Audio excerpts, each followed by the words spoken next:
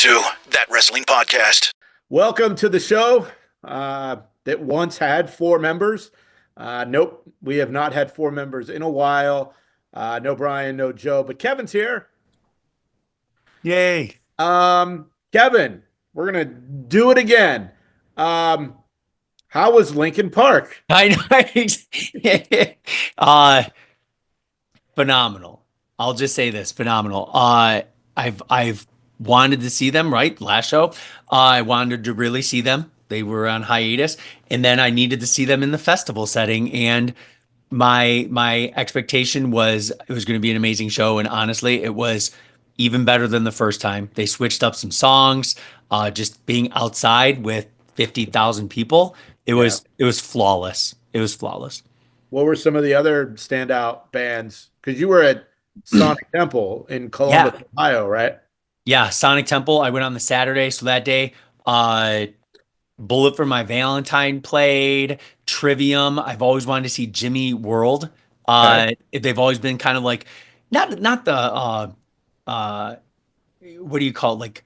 Like guilty pleasure type band, but like you don't realize how many great hits Jimmy World has until leading up to the thing.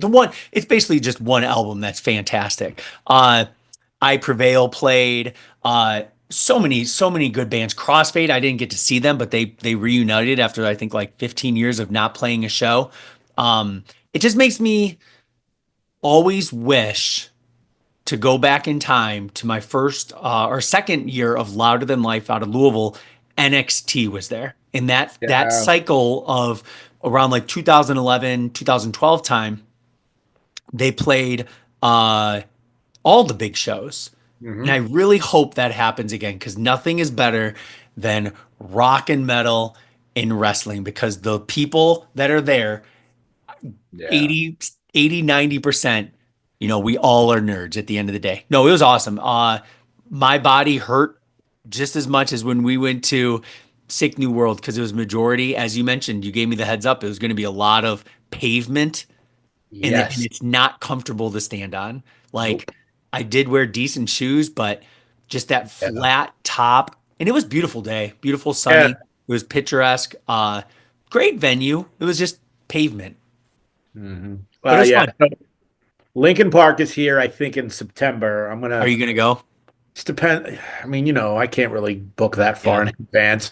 There's that, and then there's an emo festival coming here, literally 10 minutes down the road at a minor league ballpark, and Blink-182 is the headliner of night one. Jimmy World is there too, so I'm contemplating checking that festival out too. I've never seen Blink live, and there's a lot of like those pop punk bands that I've never heard of. Yeah. I think Bowling for Soup is on Saturday night, and then there's one more that I just can't think of. But yeah, so there's all that. We talked about Post Malone last week. Yeah. 2 weeks away, man. It's literally 2 weeks from today. I have not decided. I did buy a concert ticket by myself for later in September to go see Eric Church. Very cool.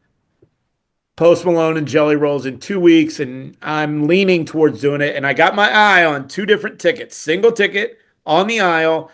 Nothing about restricted view or limited view because there's a lot of that it's at the Pirates Stadium. So yeah, I think I'm gonna end up hitting that one too by myself, and then that means I won't be on the show.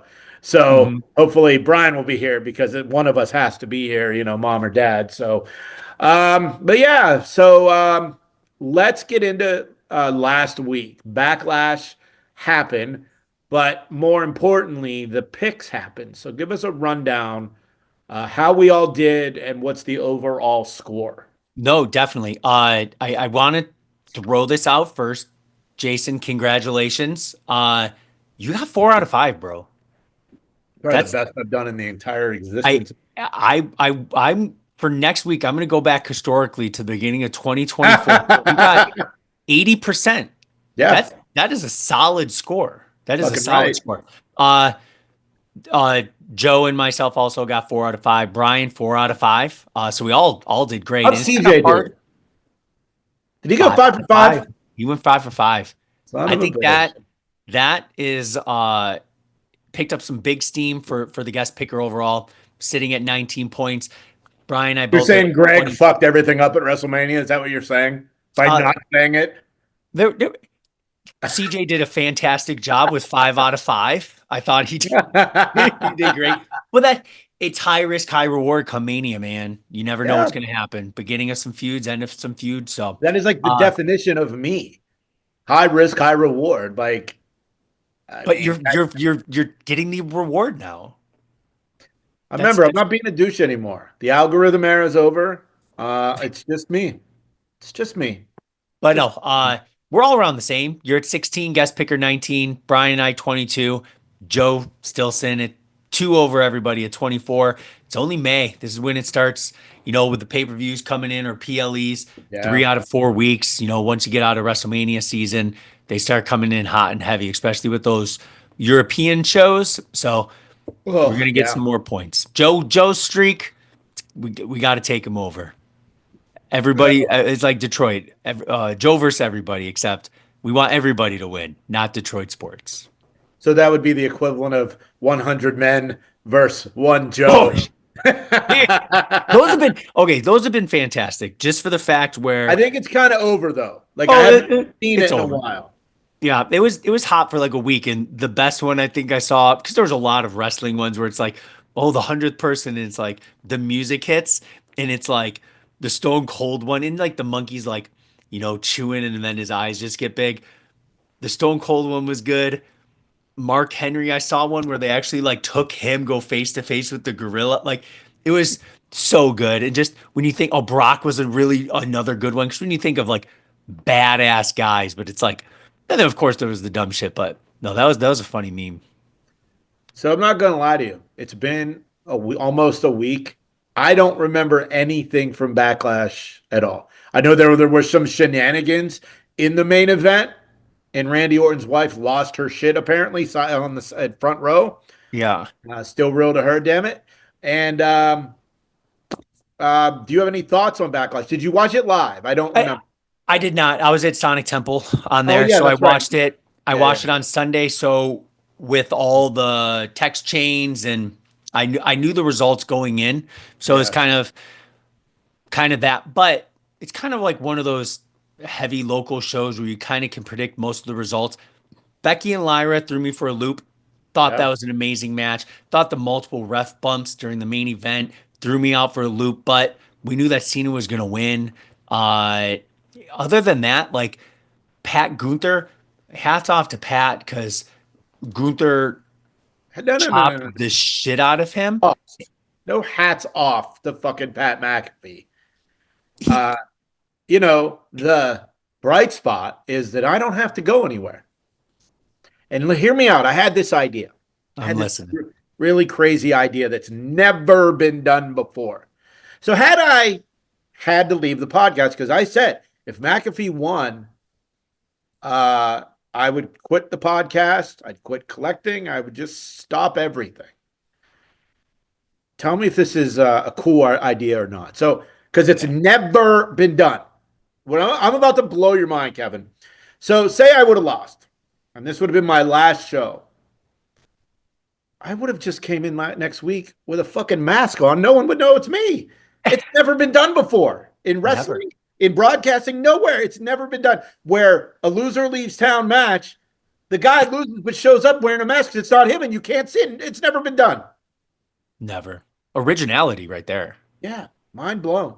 So I'm picking up the pieces. yeah, so I don't like the fact that Gunther was like, "Oh, you've earned my respect." Like one, McAfee should have lost when Cole interfered because he did interfere multiple times. Um, so yeah, I was excited when on Raw he wasn't there, and I thought, "Oh, this is good. Maybe they're going to prolong this." Oh no, he came out in the second match. Um, he Yeah, that said was kind of something on weird though. commentary. He said something on commentary during the Penta match, and I'm like, maybe he still has a concussion, or maybe he should have stayed off the air for a week. During Penta's match, Penta did the dive over the top rope.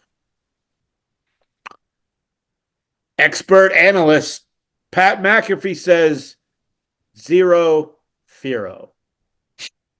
Get the fuck out. Come on, man. Come on. I'm extremely medicated for the last 2 weeks due to a situation. I'm not feeling well. And as a professional broadcaster, you are in control and responsible for the things you say. Zero Fearo. It's a shirt. It's good. It's going to be a No, shirt. not. Fuck that. I just thought speaking of Pat, like he seemed slightly out of it, but I did like it that he came out and he showed the like ruptured retina or whatever it was in his eye Dude, just to show yeah, that he got the crap beat out of him. But him getting the special entrance, yeah. I thought after the teams got announced, I thought that was kind of odd, but the place went crazy for him. You So, can bust your blood vessel in your eye or blood vessel. Yeah. pushing too hard in the bathroom. So I don't know. However, Pat McAfee, the character, not really a fan. Pat McAfee, the person, he did a very rare interview where he was himself. It was on Stephanie's Places on ESPN Plus. Seemed like a really decent dude. Really decent dude. But the character, not a fan. Uh Zero Fearo. Get the fuck out of here. Oh. You're Um, zero Lyco. yeah, zero Lyco. Sabu died over the weekend. Lots of emotion pouring out online. And this isn't like a slight, but Sabu never really did it for me. I'm not saying he was terrible because he obviously wasn't, but like I wasn't an ECW guy. And of course, the time we need an ECW guy, he's not here again. Um, but any Sabu thoughts, Yeah. matches, chats, anything? So growing up, I think me and Joe are very similar. Like Brian went to events growing up. Joe and I, would see our ECW flipping on passports at 2, 3 in the morning, going Saturday into Sunday. So like the one thing with Sabu, me growing up, he always like had that guy who you had to take seriously, could rarely talked, would throw his body, was kind of ripped, but he Yeah, always looked way older than he had to have been because he passed away at 60, right? right. I feel like he didn't really age that much. Like he still looked decently young uh as we get closer to 60, right? But like the thing with him, I feel like there was no taking it easy. Like with a lot of those ECW guys, like it was 0 or 100 miles an hour. The dude put fear in me watching ECW. Like where you kind of see Rob Van Dam, more of the artistic approach. When you see Sabu putting up that chair, jumping off the ring ropes, he doesn't care if he hurts himself. He's there to entertain the fans. Where I feel like there was an art to it, but that was like chaotic art where, you know, Dreamer had the microphone skills. Rob Van Dam was like so artistic in the ring. Sabu was just Yeah, homicidal, suicidal, just absolutely crazy. So you know, it sucks it's that so many superstars, wrestlers that we grew up with, if you weren't a huge fan, you at least knew the name. yeah, We of say course. this all the time when somebody passes away. It's not going to end. Of the people that we grew up or knew Of as course. teenagers, we're going to get older and then you're going to see those pass away. Is it a huge one? No, it's not like a Hogan or a Flair. Those ones will probably take like a stab in the heart, right? One of the big guys Uh, that we grew up on. yeah. But Sabu is still a big name, and it just makes it realize that like at 60, so young. It's 11 years for me till I hit 60. I don't know. I mean, like I said, I know how important he was to everything. But for me, like I just didn't, it sucks. And maybe I'll go back and Maybe I'll go back and watch some ECW off of my DVDs because they know the network's going to be all edited and it's not going to be as good as, watching an original broadcast. But yeah, this is not going to be a normal podcast. I mean, we're only been here about 20 minutes and we're pretty much out of things to talk about. But I did watch AEW for the first time in a long time yesterday. Recording Thursday. So, did you see anything from AEW, Kev? Probably not. I did the recap because I didn't watch it fully live because work was kind of crazy the last 2 nights. I need to watch the main event because I believe it was No, you don't. what, about 20 run-ins, 15 to You 20 or don't need something to. You don't need stupid. to. You don't need to watch the main event. Give me what I need to truly watch. If you were compelled to watch and it was The entertaining, give me the the top MJ three. the MJF Hurt Syndicate segment was interesting Okay. because the way they kept wording things, he's going to get what he deserves. Get your ass out here. It's time for your reckoning, and they let him in. I did see the Gladly let it. tease with the thumb Yeah, and yeah. jumping into So Bobby's arms. I yeah, so I mean, it's interesting. I guess you can't because if you would have just beat his ass, he would have become like the hero, the baby face. yeah. I still thought maybe they were going to say yes, we're have a fourth member. He loses his shit and end up being Cedric, but maybe we're not there yet. Maybe that's what's going to happen at what Double or Nothing next week, or All in Vegas in Dallas in July. Texas, yeah. But the main event, Moxley wins again. You still haven't seen the title in like 9 months. It's in a book bag and then it's in a briefcase. I just, I'm not shitting on it because there are a lot of great people that work there and a lot of people that I like watching their matches, but there is just something about it is what it is. It's just another wrestling show. Now, what's interesting is because it's Thursday as we're recording and we are recording a little earlier than norm. I can watch Impact live here in a couple minutes. Like, because it's Thursday. I have the TNA Plus. There was a great match last week. It was a dog collar match. Steve Macklin and Eric Young. It's probably on YouTube by now. Go Yeah. dog collar. Blood. Yeah. Do yourself a favor, Kev. It's bloody. Yeah. There is blood. So I'm That's gonna. kudos to Eric Young because I feel like he's That guy another guy who rules. Eric who Young fucking rules. because he went through so many phases of nerd, the vote for Eric T-shirt, and And the don't fire Eric yeah, T-shirt. so Yeah. much. And the dude is ripped. I feel I've like heard I've heard good things about him. I had to this is before I moved from LA. I was helping out the Winter Circle guys, and I had to take Alan Angels from the airport to the venue. And it was LA traffic, so it took almost 3 hours to go like 40 miles. It was a disaster. But I got to talk to him, and Eric Young is one of the people that we did talk about. And Eric Young didn't want to work for Vince anymore. And then he went back to WWE and he was going to do some stuff with Bray Wyatt. And then that didn't happen. And then, Bray Wyatt passed. And, so um, yeah, Eric Young. And another thing I watched on TNA Plus, not that it's new to me, but the wrestling world seems to care about Karrion Kross all of a sudden. You can attest, Kev. I've been on that train for a oh, you've long been on it. You're the time. You're like the conductor. You're I like the am. guy throwing the coal to make that train run. Choo choo, baby. Choo choo. Killer Cross did a lot of work in TNA. A Mm-hmm. lot of cool ass matches and stuff. So his shirt is the number one selling shirt. But guess what? Kudos to him. I've had that for like a year now. Like what the fuck? Like, thanks for jumping on the bandwagon. I don't know if the management will be jumping on that bandwagon, but keep checking out the Killer Cross YouTube channel. That is his documentary is there, Kev. I doubt you got Yeah, to it, it was but quick. No, I you watched did it. watch it. Okay, Yeah, great.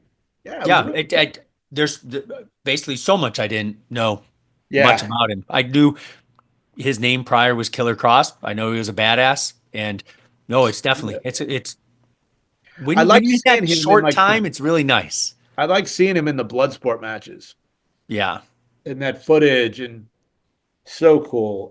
Real quick, but back to Sabu. Look, I owned up to it. I'm not the biggest Sabu fan. So if you're watching this or if you're listening, shoot us a message about Sabu matches that are must see. Like I said, I did not watch ECW.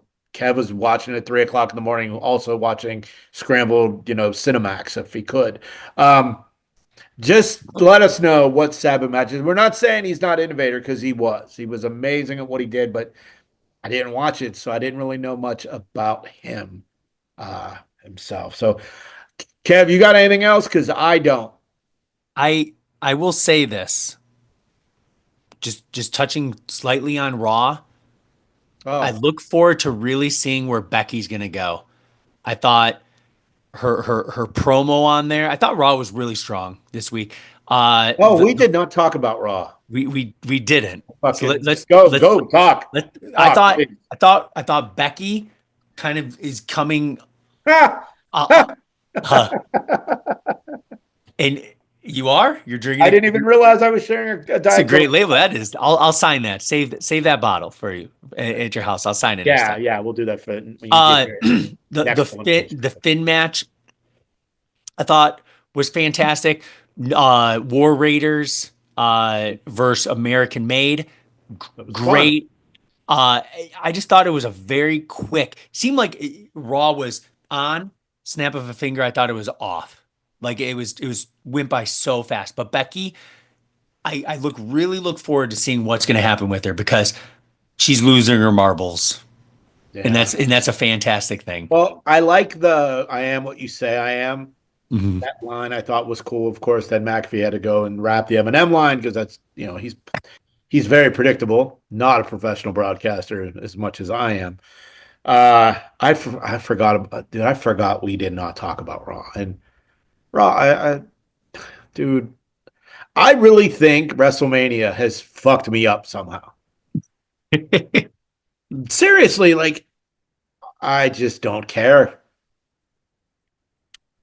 Well, it's kind of been, think about it. Your highest of your two main event stories. John went into Backlash, right? Went against Orton. You know what was going to happen. So that's almost stagnant. It's just there. It's not going up. It's not going down. It's just there, right? And then you have Seth on the other end.